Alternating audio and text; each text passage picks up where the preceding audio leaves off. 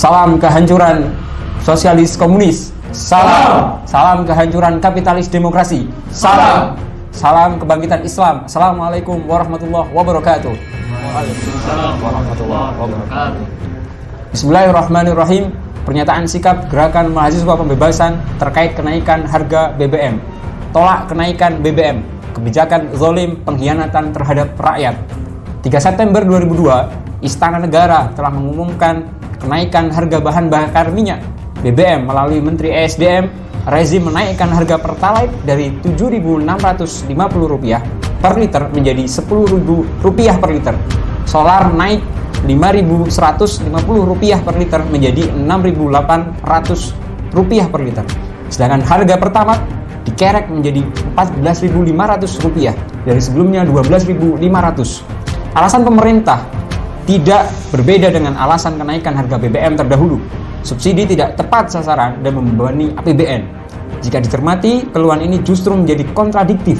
Sebab di sisi lain, porsi penerimaan perpajakan justru naik menjadi 83%. Sementara porsi penerimaan bukan pajak justru turun menjadi 17% pada APBN 2023. Bukankah fakta ini menunjukkan justru APBN terdahulu membebani rakyat, bukan sebaliknya? Dalam video Kemenku dijelaskan bahwa pemerintah telah meningkatkan subsidi dan kompensasi energi 3 kali lipat menjadi sebesar 504 triliun, di mana 305 triliunnya adalah untuk BBM dan LPG. Angka ini menarik, sebab jika pemerintah mengeluhkan APBN jebol karena besaran tersebut, mengapa rezim tidak menyatakan keluhan yang sama pada pembayaran bunga utang sebesar 403,87 triliun Outlook 2002 yang direncanakan akan naik menjadi sebesar 441,40 triliun dengan porsi mencapai 14,51% dalam RAPBN 2023. Jika memang APBN diperkirakan jebol, mengapa rezim tidak berani melakukan negosiasi penundaan pembayaran utang kepada kreditur yang kaya yang tidak tergerus daya belinya? Mengapa rezim tega mengorbankan masyarakat menengah dan berpenghasilan rendah yang daya belinya telah berkurang? Di mana sisi keadilan dan pembelaan terhadap rakyat kecil oleh partai atau rezim yang menyatakan diri partai wong cilik? Sekaitan dengan itu, PP Gemah Pembebasan Malang Raya berpandangan telah dijelaskan oleh Kemenku bahwa kenaikan harga BBM adalah mutlak karena perkiraan rata-rata ICP dalam 8 bulan selalu di atas 100 US dollar, yaitu 105 per barel, dan kurs sekitar 14,700 atau 14,800 rupiah. Padahal kenyataan harga PTI telah turun menjadi 86,87 US dollar sejak 1 September 2022. Perlu diketahui kenaikan ICP dan pelemahan kurs sebagai alasan utama perlunya kenaikan merupakan hal yang tidak berdasar. Dalam nota keuangan dan APBN 2022 disajikan penjelasan risiko fiskal di mana kenaikan tiap $1 dari ICP memang berdampak bertambahnya belanja termasuk subsidi dan kompensasi sebesar 2,6 triliun. Namun pada saat bersamaan pendapatan justru bertambah sebesar 3 triliun. Dengan kata lain, klaim APBN jebol tidak terbukti karena yang terjadi justru kondisi APBN mengalami surplus. 2. Selanjutnya adalah hak kita sebagai rakyat untuk bertanya, mengapa kebijakan harga BBM dalam negeri selalu mengikuti harga internasional? Bukankah minyak yang kita konsumsi berasal dari bumi kita? Narasi yang biasa dijadikan alasan pemerintah adalah konsumsi BBM jauh melebihi produksi. Pada tahun 2021, kebutuhan Indonesia mencapai 1,4 juta barel per hari, sementara produksi hanya sebesar 692.000 per barel. Untuk menutupi kebutuhan ini, Pertamina mau tidak mau harus mengimpor dengan membeli di pasar internasional. Namun logika tersebut tidak tepat jika menjadi alasan harga BBM harus sesuai internasional. Sebab akar masalah justru pada produksi BBM Indonesia yang tidak bertumbuh.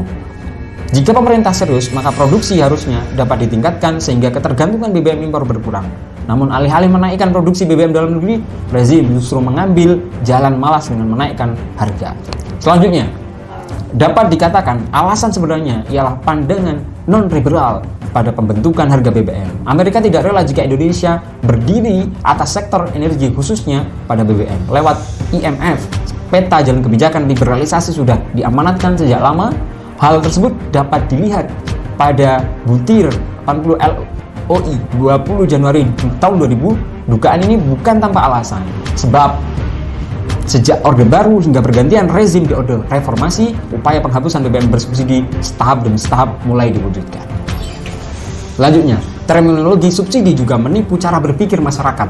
Sebab jika kita melihat mekanisme pembentukan harga akhir pengguna, sebagaimana termaktub pada keputusan Menteri Kepmen Energi Sumber Daya Mineral SDM nomor 62 tahun 2020, penetapan harga BBM di bawah RON 95 dan solar CM48 menggunakan rumus Man of Place Singapura atau Argus plus 1,8 rupiah per liter plus margin 10% dari harga dasar. Dengan kata lain, sudah tidak ada subsidi pada penjualan harga perekonomian internasional yang ada negara mendapat keuntungan berlipat ganda, maka alasan subsidi tidak tepat, tidak layak diucapkan, apalagi berusaha mengadu domba masyarakat kaya dengan miskin agar subsidi dihilangkan. Terakhir, menolak dengan tegas kenaikan harga BBM karena kebijakan ini adalah wajah dari paradigma subsidi dari kebijakan liberalisasi migas di Indonesia. Kebijakan ini juga tentu sangat berbahaya sebab negara kehilangan kemandirian pengelolaan migas yang berimbas pada pemiskinan masyarakat. Pengelolaan seperti ini tentu tidak ditemukan jika Indonesia menerapkan kebijakan ekonomi politik Islam atau syariat Islam.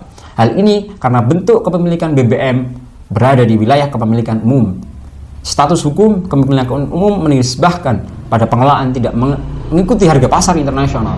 Sebab Rasulullah SAW yang merangkam bahwa Ibnu Majah meriwayatkan dari Abdullah bin Sa'id, dari Abdullah bin Khirasi bin Khaswab Asy-Syaibani, dari Al-Aqwam bin Khashwab, dari Mujahid, dari Ibnu Abbas radhiyallahu an bahwa Rasulullah SAW bersabda, "Al-muslimuna syurka'u fi thalasi fil ma'i wal kalami wan nari wa thamnahu haram."